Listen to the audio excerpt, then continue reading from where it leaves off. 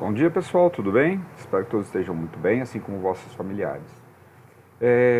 O capítulo 37 fala sobre reportagem, o assunto polêmico, e também nós vamos falar de coesão e coerência, né? Uma coisa que sempre acontece, pessoal, que é um fato do nosso dia a dia, são as divergências de opiniões, né? E o que acaba gerando a polêmica, que é nada mais do que essa discussão por pessoas terem opiniões diferentes. Então a gente já começa falando disso, né? Sendo que opinião é uma maneira de pensar, de ver e de julgar. Julgamentos pessoais, opinião, né? Então isso é uma opinião. Se tem base, se não tem, depende de cada pessoa que vai, na realidade, fazer essa colocação, né, da sua opinião. A polêmica, então, é a discussão, essa disputa, né, por opiniões que geralmente são divergentes, há controvérsias, e acaba gerando o quê? Debate de ideias, tá bom? Bom, dando sequência, aqui há aqui é um texto que eu quero que vocês leiam, né? Sobre 7 em cada 10 brasileiros admitem usar expressões preconceituosas. Dá uma lida, um texto bem interessante, até porque para responder às atividades, né, pessoal, que vocês vão fazer daqui a pouco, é necessário vocês lerem esse texto. É um texto bem bacana e é bom para nós termos informações de como a gente às vezes é preconceituoso e não sabe. Então é bem bacana, porque às vezes a gente fala algumas expressões, né, que pra gente não é ser preconceituoso, que na realidade é sim. Então, grifei alguns textos, algum trechinho aqui, e a gente pode fazer um debate na quinta-feira em cima desse texto. Quinta-feira nós vamos fazer esse debate. Bom, o que é coesão textual? Então agora nós vamos falar de coesão e coerência. Vou ler com vocês aqui esse trechinho e eu começo a explicar de acordo com o que está aqui. Tá? Então, coesão é a articulação dos elementos de um texto. O que é essa articulação? Quando eu crio um texto, eu vou colocando, então tem dezenas, centenas de palavras, e essas palavras elas têm que acabar mantendo uma concordância entre elas, e eu tenho que utilizar elementos de coesão. Então há duas formas aí, né, desses elementos de coesão. Eu posso fazer, conforme está aqui no trechinho aqui do texto, tá?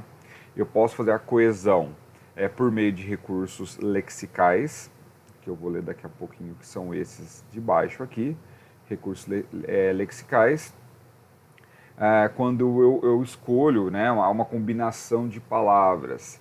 E aí eu posso fazer também a coesão utilizando o quê? A gramática, né? A coesão gramatical. O que é coesão gramatical?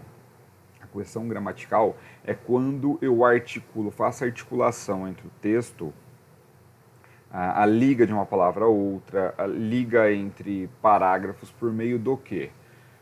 Se for entre palavras, eu utilizo preposição. Se for entre orações, eu utilizo conjunções, para isso tem as certas. Os pronomes, para que eu uso pronome? Para eu não ficar repetindo os mesmos termos. Os advérbios. Então, tudo isso aí faz parte dos elementos de coesão gramatical.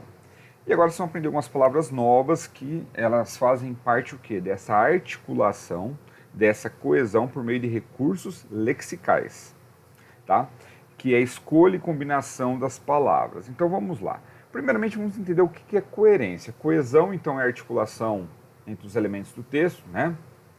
Entre palavras, entre frases, parágrafos. A coesão é uma relação lógica, né? A ausência de contradição, então se eu estou escrevendo no primeiro parágrafo que eu gosto da cor branca, no segundo parágrafo eu não posso criticar e dizer que eu não gosto da cor branca. Então isso é incoerente. Tá? Então a ausência de contradição é uma das formas de coerência. Então se eu gosto das camisas gola polo vermelha, é coerente então eu comprar camisa gola polo vermelha porque eu gosto desse tipo de camisa. Ah, não, eu gosto de camisa gola polo vermelha, mas eu vou comprar camiseta regata branca. Lógico, cada um tem, você pode ter aí a sua necessidade do momento. O que eu quero dizer que assim, o que eu não posso é falar no momento que eu gosto de camisas gola polo vermelhas e depois eu não comprar a camisa gola polo vermelha porque eu não gosto de camisa gola polo vermelha. Então isso é uma contradição, tá? Então a coerência são essas questões de relações lógicas, enquanto a coesão é essa articulação entre as palavras. Aí, pessoal, a gente utiliza também, a gente lança mão de sinônimos, né? Palavras com significados semelhantes. Então, assim, às vezes eu quero elogiar, eu quero colocar alguns adjetivos para alguma coisa ou pessoa dentro de um texto, então não vou falar toda hora que ela é bonita. Então vou usar bonito, belo, lindo. Lógico que cada um pode ter, pode ser um pouquinho mais forte, mais expressivos, mas elas são sinônimos, bonito, belo, lindo, né? Então isso são sinônimos. Eu uso sinônimo para eu não ter que repetir palavras, assim como também o pronome ele serve para isso, né? Aí, pessoal, tem essas palavrinhas novas. Hiperônimo, hipônico.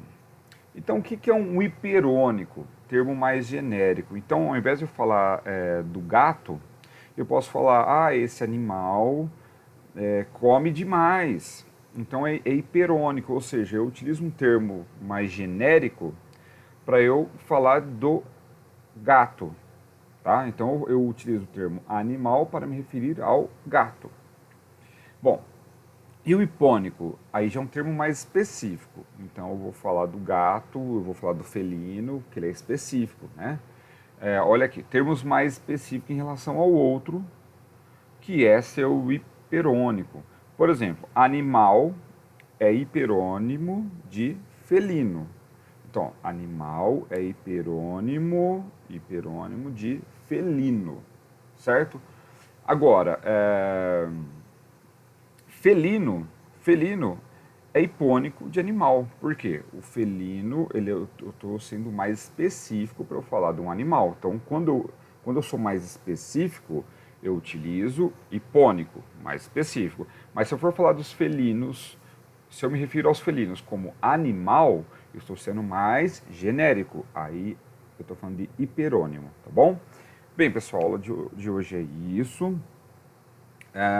Então, para eu construir uma boa coesão textual, eu tenho que utilizar, então, recursos lexicais, que são esses que eu falei para vocês aí, né?